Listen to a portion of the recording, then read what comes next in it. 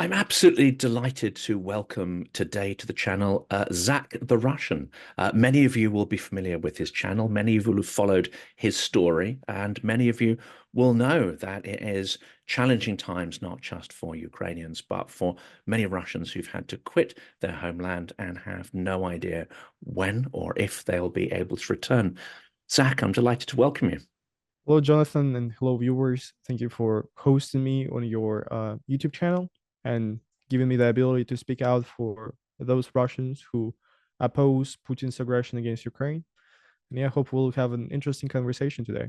Definitely. I think it's very important. I mean, you'll see on the channel that we have a mixture of voices. We have obviously a lot of Westerners, we have military people, historians, but there are a lot of Russian voices as well. And I think it's become quite difficult to have a balanced conversation. So that's why I really sort of value this.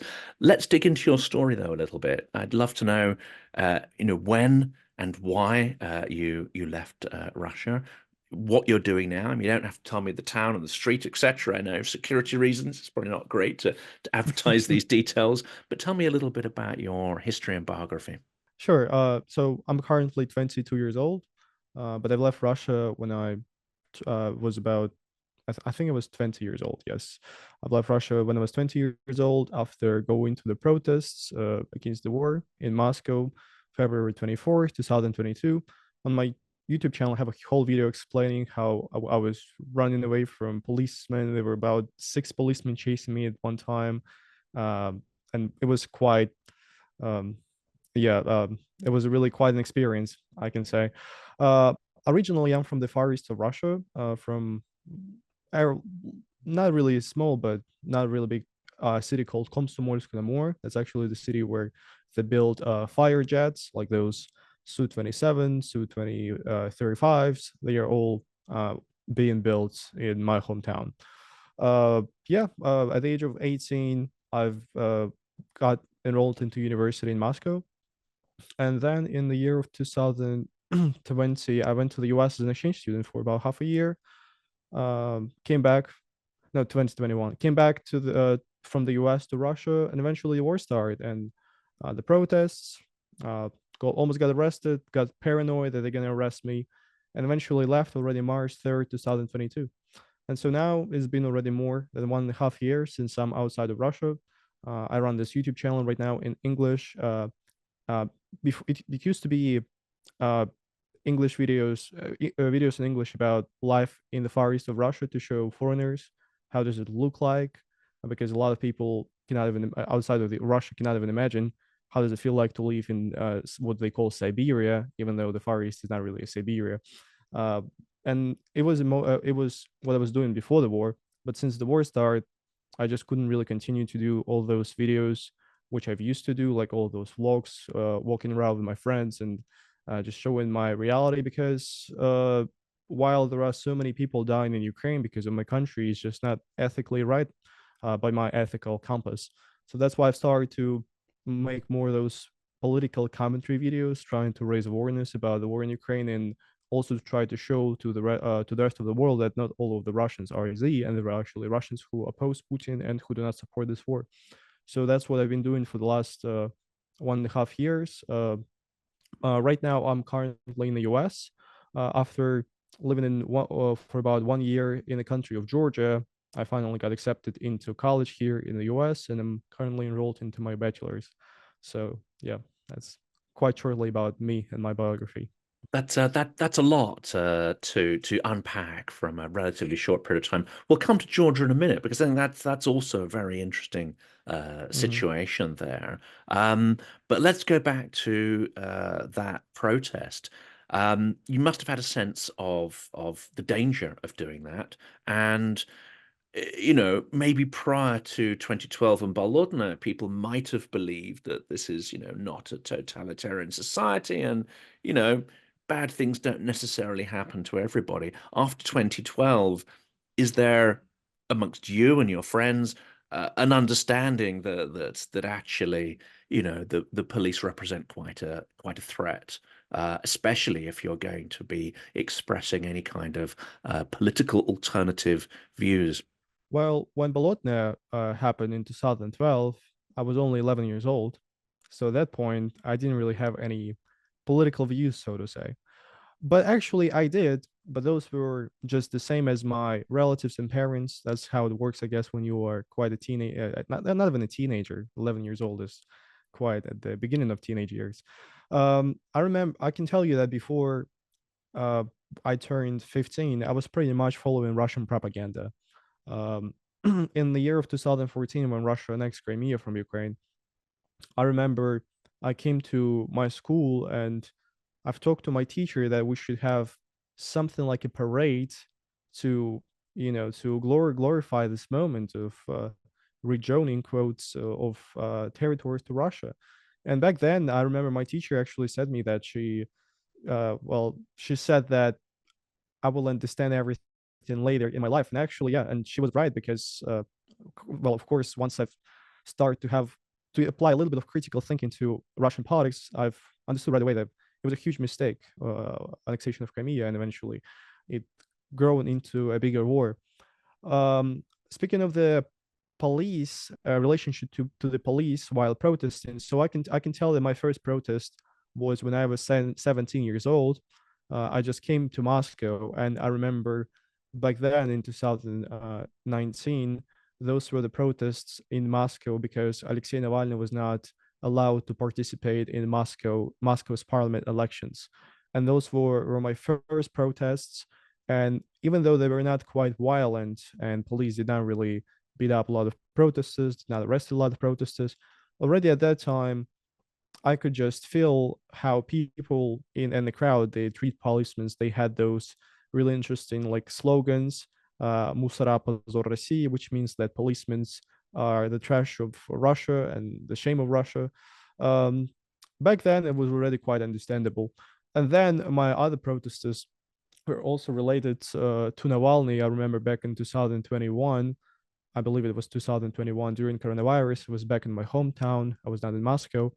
Alexei Navalny got detained after he came back from Germany to Russia, and me and a lot of people, even though I don't really favor Navalny, but he's still a political prisoner, and I want to stand up for all the political prisoners, even if my views are really different from their views. So me and my friend, we went to a little like central Lenin Square in my hometown because I guess if somebody of our viewers listeners have if traveled to Russia, they would understand that every central part of any Russian city is a Lenin Square. So this is where the protest in 2021 took place, and already there were only like 50 protesters in my hometown of 270,000 people.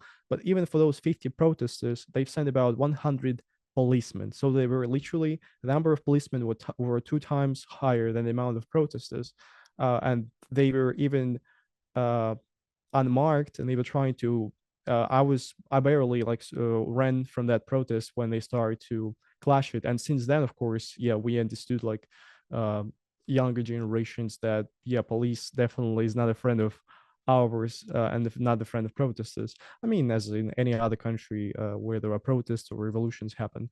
Um, yeah, pretty much that was most of my protesting experience. I've been to a couple more protests in Moscow after this, and but mostly was when the war started. And 24th of February 2022 was, I would say, my most scary protest I've participated in because back then the risks of participating in that protest were really high because I was enrolled into university. I was studying in university in Moscow in my third year of bachelor's, and our university, the same day when Russia invaded Ukraine, like Russia invaded Ukraine in the morning, about 5 or 4 a.m. as far as I remember, already at 8 a.m. I had a email from my university saying, if you go to protest today, you are going to be expelled. And if this happens, okay, like being expelled is fine. You're not going to jail for this or like something. But it starts the chain of the process of chain events happening after this to you as a regular student, especially a male student. Because in Russia we have a conscriptional service, and the only thing that keeps you from conscriptional service as a 18 years old or 19 years old male is university. So you're basically not being conscripted only because of university. As soon as you get expelled, you get conscripted into the conscriptional service. And at that moment, we didn't know if Russia is going to send conscripts to Ukraine or not. And eventually, there were a couple of cases of conscripts being to send to the front lines, but in majority of the cases, it doesn't really happen. But at that point, we were not really sure. As you know, as the Chechen wars in the late 90s, start of 2000s happened, a lot of conscripts, boys of my age, they were used to fight Chechens, and a lot of them were basically cannon fodder. So that was my main concern about going to that protest, because I know if they can arrest me, they can tell to my university expels me, they conscript me, and here you are, I'm somewhere in trenches not far from Kiev. So that was the main concern. So I was really uh, scared to be arrested at that protest, and eventually I ran as fast as I would never run in my life from those six policemen. And I was after this, I was still paranoid that they're gonna arrest me on the other day, because Russia has, especially Moscow, has the enormous amount of CCTV cameras, and the system of this automatic CCTV control is crazy. They can track down people easily. Even in metro, they have those systems which are called like face pay, like in China, where you can pay by your face and they can scan your biometrical data. So they'll even helps you to, if even helps them to track you down. Actually, it's kind of funny story. 25th of February, one day after the protest, I was that paranoid, and I was at my home with my roommate. I was teaching a lesson of Russian because I used to do it as a side job. And in the middle of my class, somebody knocks on our doors, and we just moved in an apartment. Nobody really knew the address. Nobody of my friends or my roommate's friends. And my roommate rushed into my bedroom and says, like, Zach, this is after you. Like, who would else come here if not police after you, after the day after the protest? And I didn't know what to do. It was in the middle of a class, so my students seen all of this, and I'm like standing there. What am I doing here? What should I do? And we lived on the second floor in one of those Khrushchevka buildings, which are 5-story commie blocks. And I was thinking, okay, it's not a long way to fall, so maybe I should actually jump down. It was February; there was still snow down, uh, like on the ground. So I was thinking it's not going to be harsh to land in the snow, and maybe then I'll run. But eventually I didn't do it, and I just went to the balcony and I just laid down in the balcony. I was quite naive. If police comes into apartment and see there is nobody in the bedroom, that they come back. No, they would check the balcony, but I didn't really have any other choices. And eventually it appeared that it was my friend who, for some reason, I forgot that I gave him his number. He decided to visit us, but that just shows how paranoid I was, that they're gonna track me down and eventually arrest and expel from university, and all this chain will start. So that's why I started to think of leaving Russia, even though I just came back from the US and I just kind of started my life in Moscow. We rented an apartment. So like it was funny because I got just a membership to a gym for a whole year, and the next day the war starts and I need to leave. So I needed to kind of leave all of this and leave on the already 3rd of March. I've left firstly to Azerbaijan and then to Georgia. Yeah, and I've spent 1.5 years about this time in Georgia. Yeah. And at that point, it was possible to get across the border. The checks and restrictions were increased, I believe, later. But you must also have been quite anxious going to the border. Were there long queues to get across? Were there detailed checks of documentation and so on? When I was leaving, there were news already on 26th, 27th of February that policemen, not policemen, um, the passport control, not policemen, I don't really know how do you call them in English. Those are the people in the airports who make you a stamp. They've started to check, to ask phones of passengers, and they would like watch for some content which is like oppositionist content, which discreditates Russian military somehow. And there were a couple of cases when people would be arrested at those posts when they were trying to fly out of the country, and there were cases of people being led to like a small room where FSB, like the Russian KGB, they would check your phone and they would just keep you there for a couple of hours, so you would miss your flight, and then they would let you go, and they would repeat it and repeat it and repeat it a couple of days in a row. It happened, so I was really kind of paranoid. I was actually cleaning my phone. I've deleted Telegram, like main Russian kind of media, not media, but like apps for getting like I get all my news from Telegram. So I've deleted my Telegram, all my social media, cleaned my phone, and I was even thinking. I remember I just came back from the U.S., so I had a lot of pictures from my first time going ever abroad, and I was thinking if I should delete those or not, because who knows, maybe they're gonna think that I'm a foreign agent or something. Maybe I'm like, I don't know, I'm a CIA agent. But I eventually haven't deleted it, and I was really relieved when I got through the passport control, and eventually they did not check anything. But later, when I was in Azerbaijan and I was staying in a hostel, I met a lot of Russian, also like people who left. Um, I've met a couple of people who were actually checked and who were like they had their like police had to interview them and ask about their political views. They checked their phones. I actually have an interview with one of the girls who was checked in Moscow. But I think one of the reasons she was checked because she was a scientist from Kurchatov University, the university where they used to develop nuclear weapons. So that was one of the reasons she was interviewed. But it happened. It happened. It was a case. It was not really common, but there were some cases. But people were really afraid of that because social media power. Once you hear it happens to someone, you think it's going to happen to you. So yeah, it was quite challenging to leave. I'm not going to lie, Mm. but I mean, it's not nothing comparing towards it cannot be compared to what Ukrainians faced in the very first days of the war, trying to leave, trying to escape the war. It's nothing to compare to that, of course, and I cannot even imagine what they have been through. I remember it was really interesting when I was in this hostel in Azerbaijan on already like March 5th or March 4th, 2022.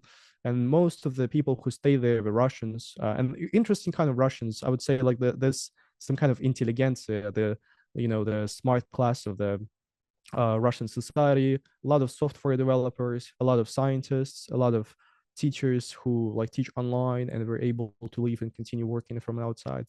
And one of them, there was one Ukrainian girl, a lady, a refugee, and I remember it was such a really interesting moment. We've sat like in a circle in the hall room of the hostel and listening to her story, how she was trying to leave Kiev in the very first days of the invasion. And the next day, once she left, and she and her daughter left, a rocket like literally landed like a couple of 10 meters away from her house. And I remember it was really sensitive to listen to about it. And at that moment, when we were listening to her story about it, my mom texted me and said, "You know what? I think Putin is not real. It's CIA who is faking him to discredit Russia." That's what I've got a message from my mom at that moment. And I remember I started to cry because it's just crazy when you see like people who really suffer from the lack of just critical thinking of a lot of Russians, unfortunately, including a lot of my relatives. So that was quite a Absolutely, yeah. story. Yeah, no, I mean, you speak to many Ukrainians who have Russian relatives as well, and it's a deeply tragic situation where close relatives, cousins, and so on, who've maybe spent the summer or spent holidays, with their family, then come out with what are clearly the propagandistic statements. And obviously, you were quite young in 2014. But it seems from the outside, I only started really watching again, the news and events in 2016. But it seems that the propagandistic media really started to kind of scale up after 2014. Did you get a sense, as someone who was developing your own sort of critical thinking faculties and becoming more aware of politics, did you see this propagandistic material and start to, pick it apart and have doubts about it? And what was the trajectory? I mean, what was the trajectory of it, getting more intense, more extreme? If you watch, obviously, the stuff now coming out of Mardan, um, Solovyov, and all these, I mean, it's pure genocidal hatred. But I don't know if that sort of started off that way or whether it's escalated to that point. That's a really great question. I'm absolutely sure that it escalated to that point. Even a couple of years ago, the propaganda was not as aggressive as it right now. One of the things Russia used to be really good is propaganda. One of the only things of production Russia produce. We can see we can I can even see it here in the U.S. Traveling through different states and seeing, talking to different people. And even like Russia today, that was having this propaganda in English, they had a really great success here. So we can imagine how great of a success it was in Russia comparing to the rest of the world. I remember back in 2014 or 15, well, I was still a teenager, so I didn't really had like this critical thinking, so I couldn't really think that a TV cannot say something which is not real or not trustworthy. The moment I started to realize it when I was in my high school, when I started to learn more about history and I started to learn more about social sciences. And even like it was a really, yeah, I remember it was just really interesting when I was reading on my social science textbook, like the official textbook that Russia publishes. It's a governmental publisher, and over there it says that in democratic society there should be a change of power. Like the presidents should switch, so one person would not accumulate as much power and would not turn the country into a dictatorship. And eventually I looked it up, and I didn't even think about how long Putin is a president. And I've looked it up and I understood that at that point he was already a president for almost 15 years. If we exclude, I mean, if we include Medvedev's rule. But even at that point, even though I was not really critical of Putin at that time, I've understood that Medvedev is like a puppet of Putin, basically. So I would say my self education, just because it was quite interested in like social sciences and history in high school, that would kind of helped to compare reality to the statements which are presented in our textbook. Yeah, so that was mostly when I started to realize. And then, of course, the next steps would be trying to read some independent newspapers which are not dependent on the government. I remember there was a period of my life when every time when I would read something on the internet, I would go and look who is actually the owner of the newspaper or the magazine. So that was also quite interesting. Yeah.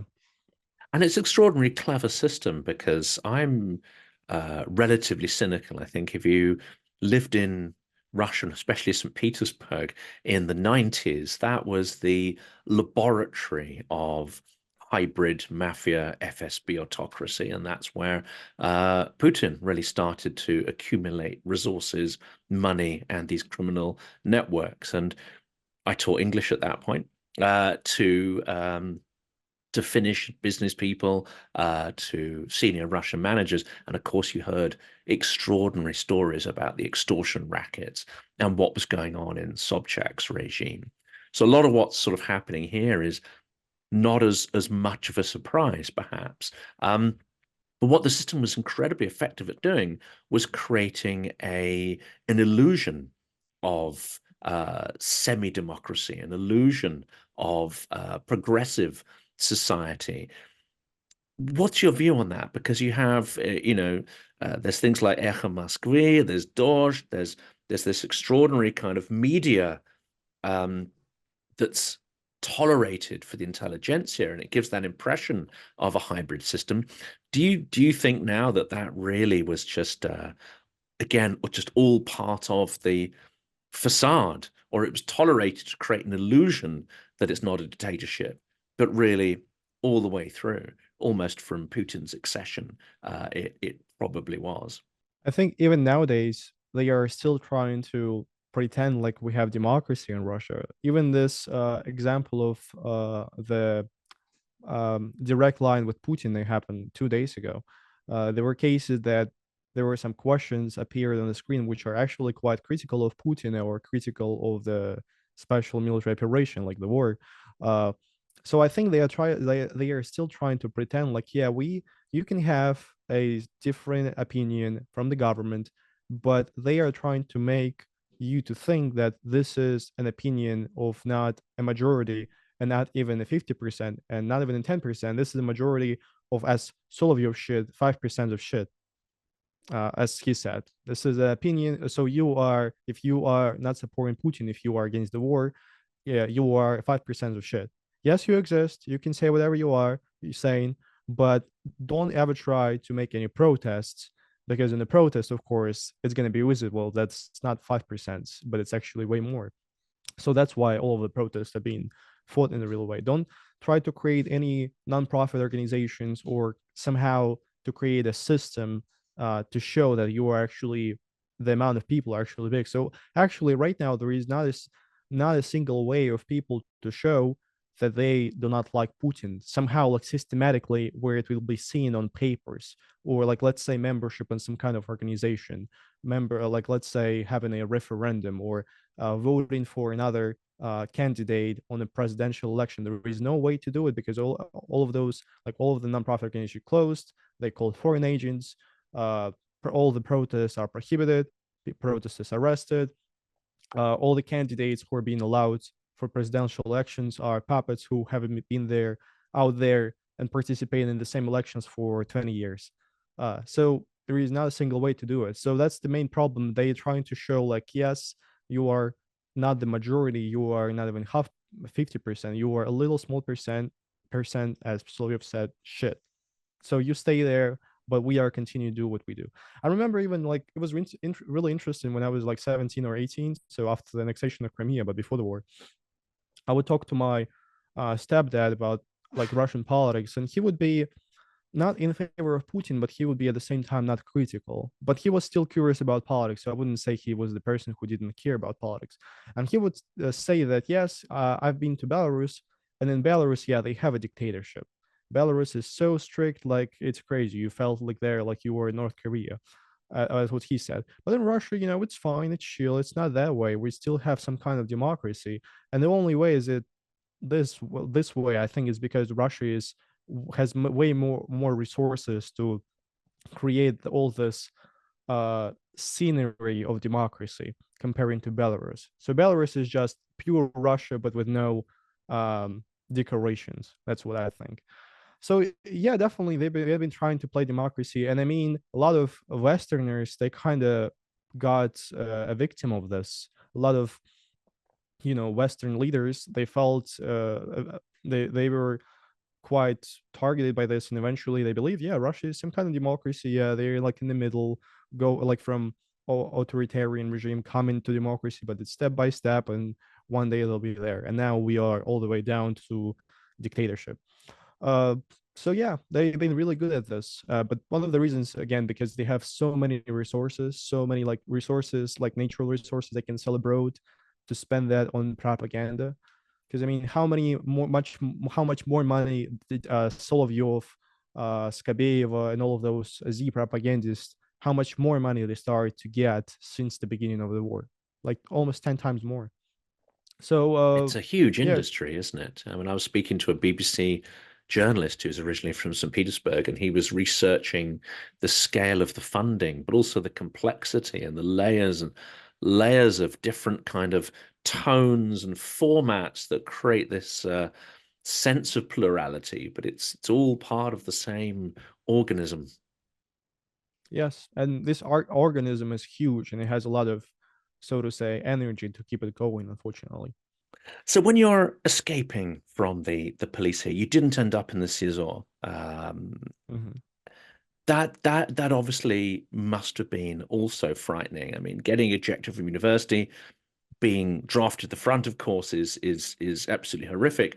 But did you also have a sense of the kind of random violence that people who are arrested either may or may not be subject to? But if they are subject to it, there are stories, of course, that it can be extraordinarily extreme and brutal. Um, that first day, 24th of February, we didn't even think about the violence that can come from the policemen towards protesters at that moment, because at that moment we were thinking that, you know, Russia is really interesting because they used to always think like older people used to think like what their main value that they would say to us is we should do whatever we are capable of doing so there is going to be no war.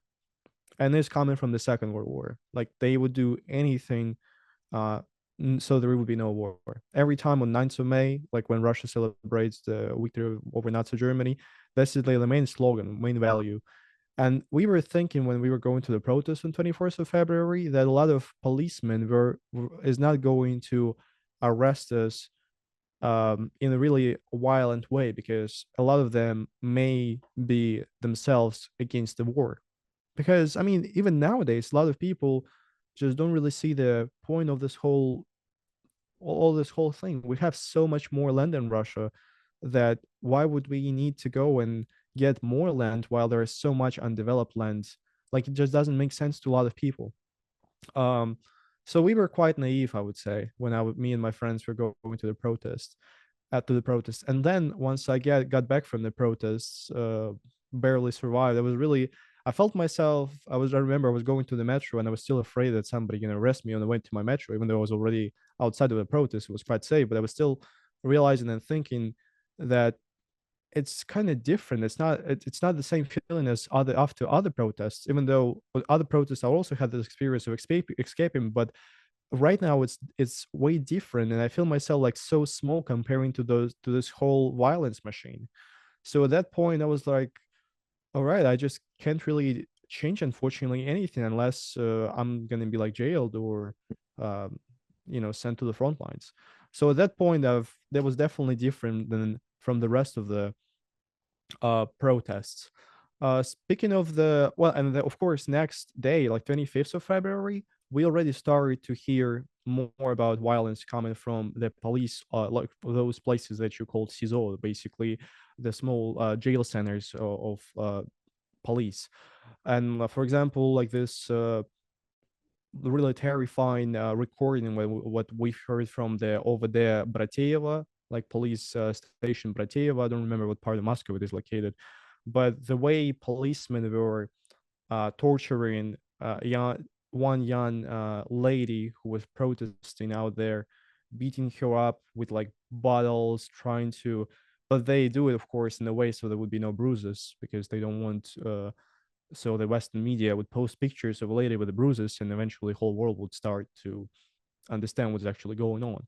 They do it in a smart way, but later you record like the whole conversation, not conversation, but the whole process of um, torturing. And after this, we already, and there were more cases after that. And after this, we understood that, okay, now the level of violence is way more higher than it was in the protests in 2021 or in 2019. In 2019, you would be just arrested. Okay, maybe they would keep you for like 5 or 6 hours in over there in a police station, and then they would let you go, and you would pay a fine. Maybe sometimes you wouldn't even pay a fine, but since 24th of February 2022, things changed. The level of violence raised drastically, and that was one of the reasons why people are started to be more afraid to go to protest. Yeah, so And yeah, the question I was gonna ask as well relates back to something you said earlier. And this is the electronic surveillance. That is also terrifying because you've got this threat of violence, you've got the overwhelming force and resources of the state and the will to use them. But what you've also got, as you say, is this extraordinarily sophisticated CCTV system and face recognition system with technology that comes both from China, but also reading articles about this earlier in the year and close to the invasion, quite a lot of those components come from Western companies as well, the software and a lot of the software engineers. So it's terrifying that Western companies are also involved in the construction of such a terrifying system. But it also uses internet behaviors, doesn't it? So if you're not using the internet via a VPN, if you're not deleting your search history, and potentially if you are avoiding, the Weinkamat and you are um, one of those people who are eligible for conscription, you suddenly find yourself not able to utilize the services of the state. You can't use, say, an electronic system to order pizzas or groceries to your house. You can't buy long distance train tickets or buy things that require a passport. Again, this has taken a while to come in, but I think you might have been out of the country already when this really kind of kicked in. But how do you think that makes people feel who are trying to avoid the gaze of the state and trying to avoid being conscripted? yeah, I've been outside of the country at that moment already, but I still have a lot of friends who are inside of Russia and who are not capable of leaving because living is a really a privilege if you are a Russian citizen because not a lot of people are capable of providing themselves outside of Russia. So from what my my friends are saying and people to whom I contacted with, mostly right now, like just my friends of my age who are still eligible for conscription. And in Russia, you are eligible for conscription since the age of 18 up to right now they changed it to 30, used to be 27. They are trying when like let's say speaking of housing. So in Russia, um you can't really rent an apartment without an agreement. So the papers should be signed already, of course, and it has to be registered with like a governmental database that okay, this person rents this apartment, and now they have the information where you actually live. So what they do right now, a couple of my friends, they are just renting places, trying their other friends, asking their other friends or their female friends who are not eligible for conscription to be a people who eventually like live there on papers, but eventually it's going to be all those males who are eligible for conscription. Though that's one of the measures they are trying to implement, just so the government wouldn't know where do you actually live. But speaking of the level of цифровization, that's how we call it in Russia, with the amount of digitalization, that would be the right term in English. Russia is taking a lot of practices from China. They actually have a lot of advisors coming from China to Moscow to teach them how to make all those processes of getting like governmental services, like for example, issuing passports or sending money, like all these things digital. And eventually it gives enormous amount of data to the Russian government, which they can use to track down political activists, which they can use to track down those people who are potentially can be mobilized. And I still believe there is it's possible that there is going to be another wave of mobilization in Russia after the Putin's elections. Um, I wouldn't say it really played a huge role at the moment because Russia is still not trying to freak out the most of the population. They are still trying to play it like, hey, it's not a big deal, do whatever you're doing, and we are doing politics. So you Russians, like most of the population, please do not really be interested what is going on. And of course, if you don't want to be a way out of this, you have to be not really influenced by the government and by all of those measures. That's why I think mobilization was not really massive, which they actually needed to if they wanted to win in Ukraine, but was partial. So they're trying to pretend like it's just a small part of the uh, your comfort is being taken off from you, and we mobilize drunk and poor people from the poor regions. So why would you care? um Digitalization is basic, it's definitely developing right now, and I would say it's still in the developing process, and it's not affecting Russians as it can affect in the future, but it's definitely getting closer out there because right now the government knows where do you live because all the agreements or the all the like renting leasing agreements are in a database, all your transactions. And in Russia right now, not a lot of people are actually paying with cash. Most of the people, especially in Moscow, they use only cards, so they know where you are, what are you paying for, especially if you're and when you use your metro system, they know your biometrical data, they know what was the last station you've entered, and then they would have like so many cameras outside. Like on my way home, I remember once I was living like 10 minutes away from a metro station in Moscow when I was living there in the south of Moscow, and once I was just really curious how many cameras I can see on my way home, and I've counted about 20 cameras in 10 minutes on my way home, and those were just any surveillance cameras like on the businesses or just some public surveillance cameras. So it's basically getting digitalized in one of this huge digital system of tracking people down and doing whatever the government needs to do with those people. It's getting scary, but currently it's not still in whole power. It's until they do something with that information, and that's the scary part of that, isn't it? Yeah. I mean, remember being in St. Petersburg again. This would be the second Chechen War, I think, and that electronic infrastructure didn't exist at all. I mean, you'd hardly see any cameras. There's a downside to that, of course. If you're mugged or something, there's no cameras to record it happening. And in 1998, there were a lot of street crimes as people were quite desperate for money and so on. But one particular one, and it was a particularly deep metro station, and it was a Sena Ploshchad Hmm. in St. Petersburg. And what they did is they blocked off both exits. It was one of these metro stations where you had two escalators, one at each end of a very big, wide platform. And the trains came in on either side, so there's a big central space. And then, they blocked off both escalators, so there's no way out. And then they were checking people's papers, especially, as you say, young males.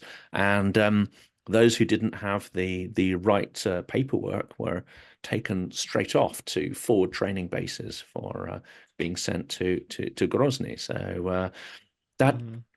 has a horrible kind of echo from history. Now, if we turn to Putin's address, you mentioned this idea of don't freak the population out, don't cause another wave of people to try and escape and get the hell out at any price. Um, is that the sense you got from Putin's address? Because, of course, last year the war was going very badly. He cancelled his annual press address. So this is the first major press conference he's done since the announcement of the full-scale war. I I don't know if you watched the whole thing. It's probably very boring and painful to Yeah. watch. But what was the sense you got from the kind of things he was talking about? You know, I think my senses of a person who is outside of the US, outside of Russia, are not as clear as, let's say, senses of my friends who they watch the whole thing because their life is really dependent on every word of that one person in power. One of my friends actually texted me and said, "Hey Zach, Putin looks too confident on the camera and too positive. So maybe he's happy that Ukraine right now is struggling with getting financial help from Ukraine. So maybe actually, he is getting more confident about the front lines, and eventually maybe he wouldn't really need to have a second wave of mobilization if everything is stable as right now. So maybe, and then my friend is making a conclusion out of it.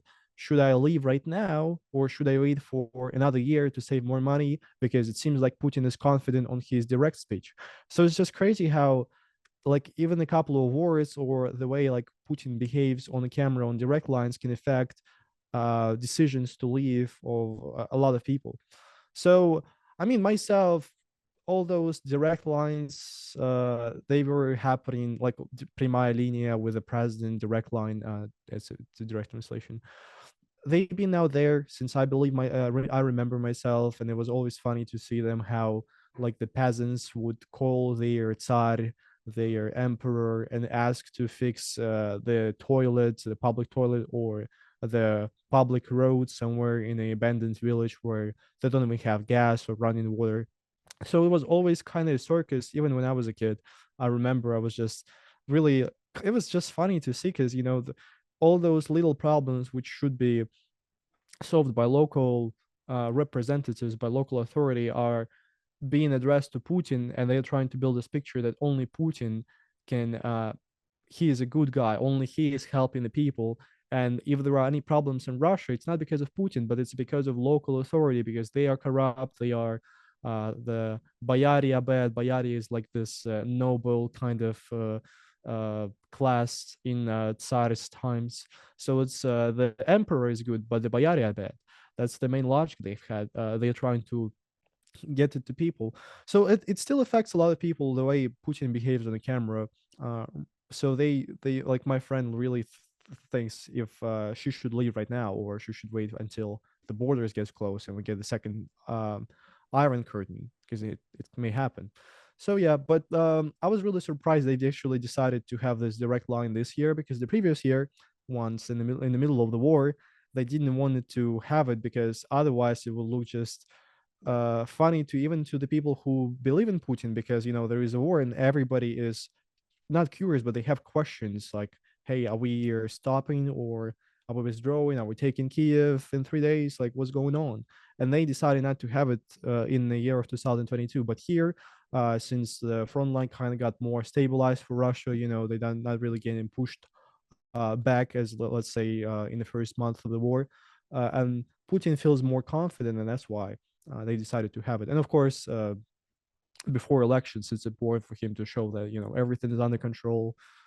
Even though those elections are not real, but it's, I mean, so many people are, I mean, none of the oppositionists are being allowed to participate in the elections. And all of the people who participate in elections are basically friends of Putin trying to play opposition. So they decided to have this direct line just to show that, okay, everything's fine, and don't you worry about it. And of course, they're not going to announce any kind of mobilization prior to the election. So there's definitely a strategy there to, if there is bad news, you get the puppet show, you get the coronation of the Tsar out of the way first, and then the bad stuff potentially happens. Even then, there's something called skryty mobilization, isn't there? Which is basically you Yeah. say you're not going to mobilize, but you end up rounding people up nonetheless. Do you see that as a more likely approach? Because yes, Putin may be confident. He may be confident that he actually has more control over the Congress, Hungary, and other processes than perhaps he actually does. And he may be getting insufficient information from his sycophants, from the sort of the vertical that dare not send bad news up the communication chain. Do you think some form of mobilization, either hidden or open, is almost inevitable? Well, the hidden mobilization is definitely happening. It's happening not the way the mobilization, the partial mobilization was happening, but it's definitely happening. And I can even say about it from my own experience. So my friend recently, 5 days ago, he was conscripted in the Russian military in one day illegally because he has a medical condition which allows him not to be conscripted. And for the previous 4 years,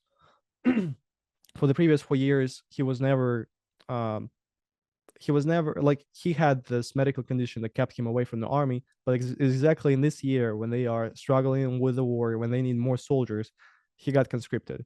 He is actually he was in he is my best friend from Moscow. He was running my Telegram channel. I have a Telegram channel with news for Russia tomorrow.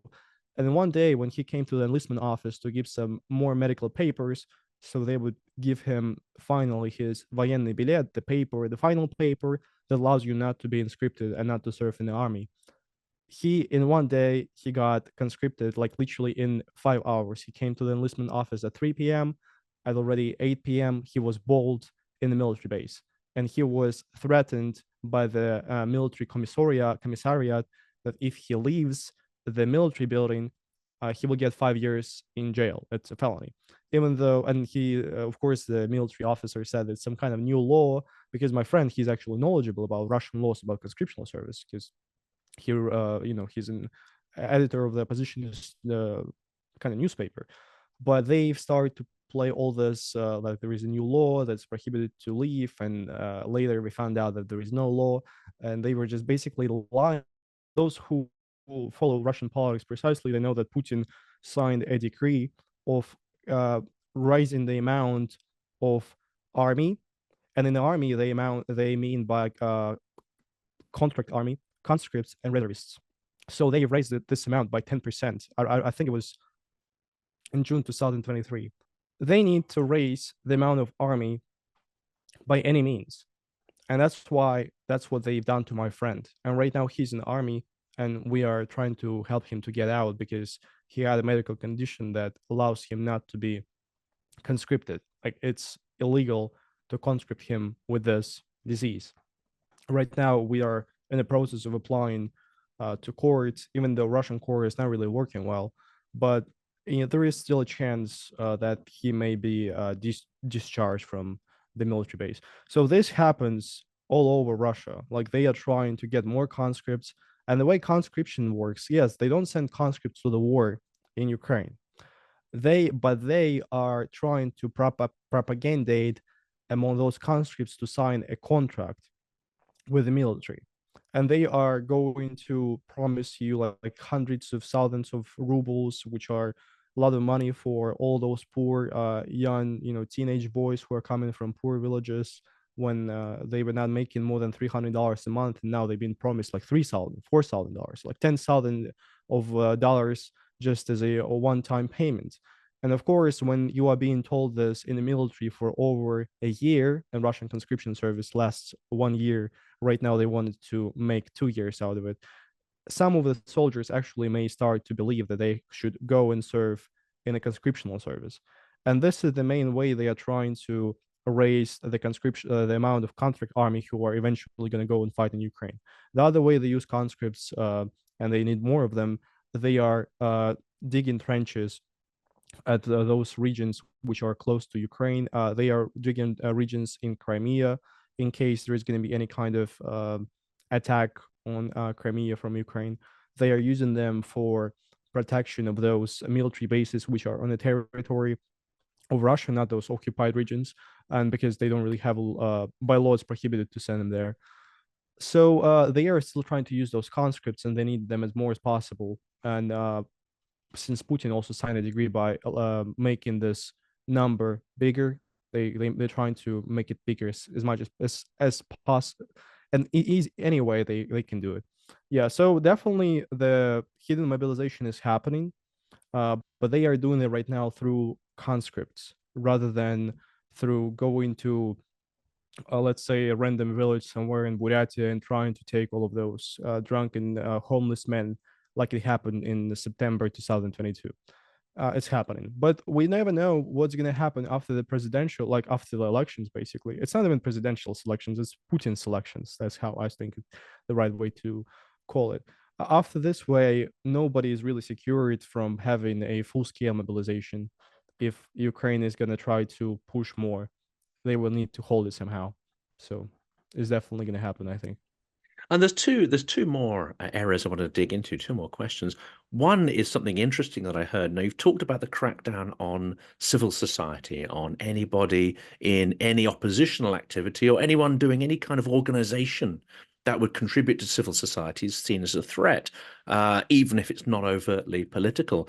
But I also heard Michael Naki talking about an interesting phenomenon, which is they also seem to be cracking down on civil society that's in support of the war. So this would be sort of Z patriots and people who are supportive of the war, gathering funds to buy equipment for battalions, gathering funds to buy drones.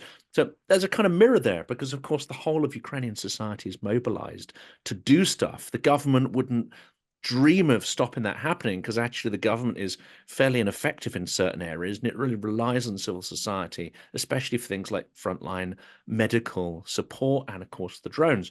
But it does seem that in Russia, that is starting to be seen as a threat. So even the people on, I would call it, the bad side that are really, organizing to help people on the front and so on, that is also seen as a threat to the state. I don't know if you've heard about this, and it's an extraordinary insight to my mind. Yeah, this is definitely a really interesting topic because Strelkov, Igor Girkin Strelkov, the famous international criminal who is in charge of taking down MH17 Boeing in 2000, I believe, 14 or 15, he's in jail right now. Even though he was one of the people and one of the ideologists of annexation Crimea and taking over Ukraine in 2014. He was a minister of defense of Donetsk People's Republic in 2015. He is the person who was, as you said, one of those Z public who was really critical of Putin, and they were not critical of Putin since the beginning of the war, but they started to be like this once they realized they actually losing the war.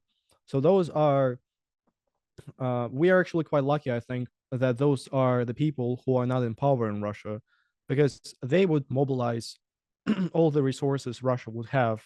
They would put the Russian economy, as we say, on the military railways, and they would do anything to win in this war. And that's what they want to do. But Putin doesn't want to do it because he's afraid to lose power. He's afraid of protests, and he's afraid of uh, Russian people not being happy about so much more of their freedoms being lost, like an economies going to the military rather than to entertainment and food, what Russian people are enjoying right now. Those the people are they start to be not in favor of Putin's government only quite recently, about half a year ago, but only after it started to be obvious that Russia is losing. And if they keep things as they are right now, Russia is going to lose more and more and more, and Russian economy is going to be just only declining, and eventually it's going to be a lose and lose from all the sides of the country's life. And those Z people, they understand that. They even, some of those Z people, they were even saying that we need right now uh to resign from Ukraine, so we would be able to save the army, so we can use it, so we can train it, we can prepare for another like 10, 20 years, and they use it to fight against Ukraine again, because right now, obviously, we have no means to do it. And of course, Putin doesn't want to accept that. Putin doesn't want to accept the fact that he messed up Russian army, that he was telling all those fairy tales how Russian army is the second army in the world after the American one, and eventually it's not. um, so of course, those D people are the threat to the Putin's regime, to his power. And I would expect wouldn't if they wouldn't jail Girkin Strelkov, he could be the second Prigozhin, making a military coup and going towards Kremlin. Because Strelkov, he had about 1 million subscribers on Telegram, so, and he's really famous among a lot of Russian white nationalists. One more reason actually why those Z people don't like Putin anymore as they used to, and I mean those people who try to do something like the civil society, like Z civil society of Russia, why they stopped liking Putin is one of the reasons, because a lot of them are white nationalists and a lot of them are racist. And they only want to see Russia being white and Slavic, even though Russia is an empire that has so many nationalities and minorities in, among people who live inside of it. But they want Russia only to be white and Slavic. And when Putin is trying to bring more immigrants from, post-Soviet countries such as Uzbekistan, Tajikistan, Kyrgyzstan towards to Russia, so they would get Russian citizenship, and so that later he can use them as a cannon fodder. Well, they don't want this, only because for them, hating them is more important than winning a war in Ukraine. They are more concerned about Russia being white and Slavic than winning the war in Ukraine. So that's also one of the reasons and one of the perspectives we need to think when we're talking about those Z far right people in Russia, such as Igor Strelkov, for example, who actually, he says, I watched a bunch of interviews with him, and he calls himself a a white Russian Empire army officer. So he still feels himself like he is a white army nationalist. Like he is not a commie guy like Putin. It's still like this conflict from the civil war of Russia from the start of 20th century, commies against Russian monarchs. And Russian monarchs, of course, they didn't want the society to be as mixed as communists wanted it to be. So it's like an echo, which still we kind of hear in those people in their And I speeches. met some people like that in the 90s in St. Petersburg. I found them to be the most bizarre characters. I was once invited to go and have coffee in, in St. Petersburg. They have these artist studios, which are typically at the top of a building. They have a Mhm. sort of, usually they're on 2 floors, so you get a lot of light, and they're sort of studio slash, apartments. And in one of them, there was the most extraordinary painting, and it was painted by an artist who'd fought in the Civil War on the white side, and he'd painted this. It must have been sort of something like 15 meters by 5 meters. It's an enormous canvas of one of the White Army victories. And you think, this has been hanging here throughout the communist period. This extraordinary, quite vulgar, massive depiction of the White Army forces, who amongst their ranks had quite a few, as you say, quite a right wing perspective on life. And you think, my goodness, and how did they get away with this hanging up here really since I think it was since the 1940s. It was painted in the 1940s. Quite remarkable, but Oh, very odd characters. Their uncle then turned up, and he was in a full White Army uniform, absolutely off his head. The last question really here is about propaganda narratives, because what really has fascinated me since I've started learning more about Ukraine is the impact of not just Maidan, But the Orange Revolution, the revolution on granite, and these multiple revolutions, which, as you said earlier, have led to changes of leaders, some more pro-Rush, pro-Moscow, and some less. But it's this process of flip-flopping between different leaders. And when a leader says something that or does something that is misaligned with the majority of the population, they kick them out. It's an extraordinary process. But and you know, Ukraine would not be, I think, able to defend itself or really have much to defend if it wasn't for those revolutionary processes. You know, it's been formative in helping to build their democracy and processes there that enable civil society to flourish. But there is deep, deep paranoia, isn't there, in the Kremlin about what they see as color revolutions. They don't see them as organic processes. They think the CIA organized them all.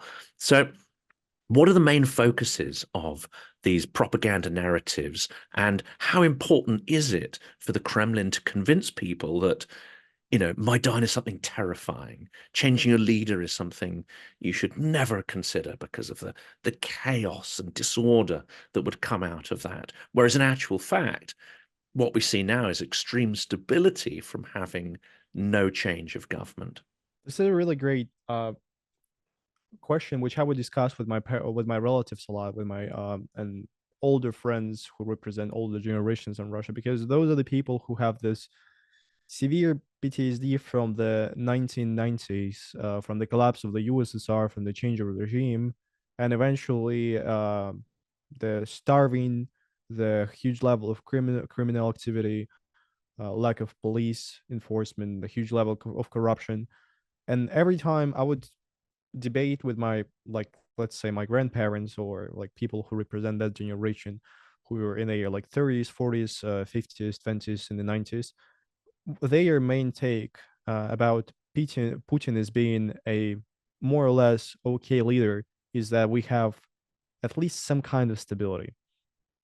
Uh, and they would say, okay, we don't live as good as Europeans, we don't live as good as Americans, but we are at least not starving as we were starving in the 90s. So their main argument would be, okay, stability is the most important thing, and it doesn't matter how much of the freedoms Putin will take from us. We are ready to exchange those freedoms for stability and for full fridges in our kitchens. And this is the main narrative Russian propaganda would also start to use. They would always, there are so many TV shows about how 90s were bizarre.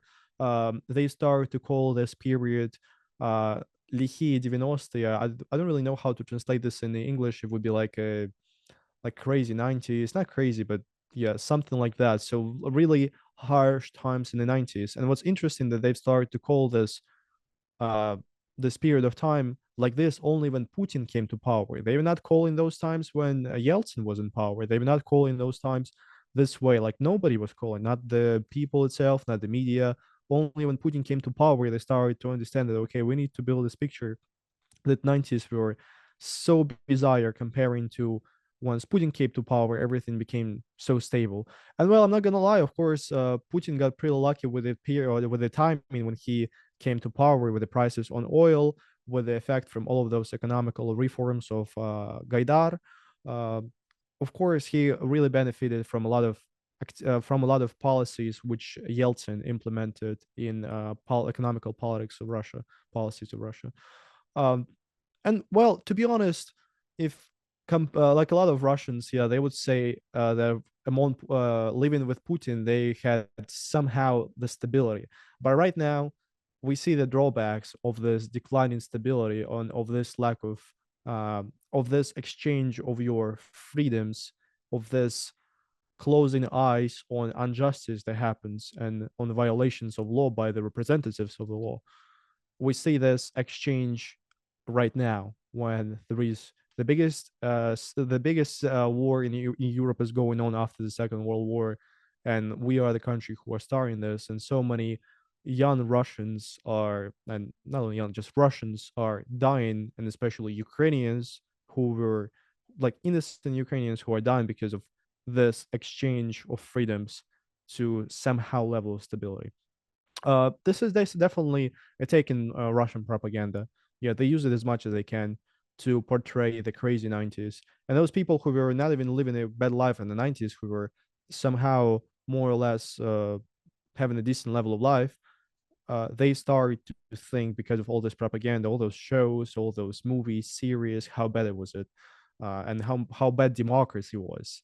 And yeah, democracy is a really hard thing. I mean, of course, when you come, I was really it was really interested when I've looked it up on the internet. The voting polls to the Russian parliament in like 1996, you see all those voting polls and there are like 40 different political parties, and you as a voter, you need to do your research about all those political parties, what do they say, what are their values, what they have done. And of course it takes so much time. It is really hard for democracy, for a person to live in democracy. This is the challenge. This is kind of like a side job to be able to follow all those politics. And this is what Russian people lacked for about 100 years living in the USSR and before in the Russian Empire. And they just didn't get develop the skill of being able to actually build your opinion about politics in democratic society, in democratic structure. So that's what right now Russian propaganda is really using. They simplify things for people because things in 90s were not simple. When you have like 40 parties to vote for, now you come to the elections, yeah, you have like United Russia, you have the Communists of Russia, Liberal Democratic Party of Russia, which is not really liberal and democratic, it's just a name, and and the Yabloko, which is an apple. The party is called an apple, and that's it. And okay, all of them are kind of trash. Okay, maybe if I miss communist, I'm gonna vote for KPRF, like the Communist Party of Russia. But otherwise, there is only one party to vote for, and it's so simple. So such a simple answer. So yeah, they definitely use this narrative, and it's quite fascinating how effective they use it. Yeah. It is, and the terror around Maidan. You wouldn't want to be like that. You wouldn't want to be like Ukraine. That's a terrifying existence. And you're, I guess, fortunate. You're in a US college. You've got stuff, I'm guessing, to sort of structure your time. Um, for those people who maybe have a more precarious existence, who are in, say, Azerbaijan, Georgia, Kazakhstan, Uzbekistan. Konstantin is someone I speak to frequently, who's in Uzbekistan. He's again fortunate because he's building a sort of group of acquaintances there. There's an active, groups of Russians there who actually assist each other, and that's an interesting, emergence of a sort of nascent civil society there. But for this huge diaspora, how many people do you think are going to return in the medium or even the long term? Or are people really just waiting to see what happens in the coming months in the war, but also in terms of internal politics and repression? People who right now currently in all those countries where you as a Russian with a Russian passport can stay with no visas, as Georgia, as Armenia, as Turkey, Uzbekistan, Mongolia, Kazakhstan. All of those people are, I would say, they are waiting for things to change, and they are, as soon as something is getting a little bit less strict, they're gonna come back. A lot of them are already coming back. A lot of Russians whom I met in Georgia, who came to Georgia in the first month of the war, or who came especially the second wave of immigration once mobilization started. And we've seen all of those. We all seen those videos and pictures from the place called Verkhny Lars, which is at the border with between Russia and Georgia, the mountains over there. All those people who left there, I think about 60 or 70% actually have left back to Russia. I remember I was trying to help as many people as possible who were fleeing that time. I've hosted about like 15 people in 1 month in September and October. About 10 or 11 of those, they've left back. Something about 2 months after mobilization was over. So already like in December, January 2020 to 2023. So a lot of the people actually come back, but those people who have left at the beginning of the war, who have left like in March, in April 2022, in even in late February, right after the beginning of the war. Those are the people who mostly left not because of direct danger that they're going to be like right now mobilized into the war, but mostly because of their political views and because of their values. So a lot of those people are not going to return. But those that first wave of immigration was not really big. This way, that wave was only like 50, 70,000 people, from what I've read. But the majority who left Russia at that time, and the numbers which we hear about, like 700,000 people, like 500,000 people, nobody really knows the real number. Uh, those were the people who left during the second wave, during mobilization, and those already come back. A lot of them came back. Um, Currently, I don't really know how many people are staying outside of Russia, including all of those European countries, including the US. A lot of Russians went to Argentina. I myself was planning to go to Argentina. Who else go to Argentina? Nazis and Russians.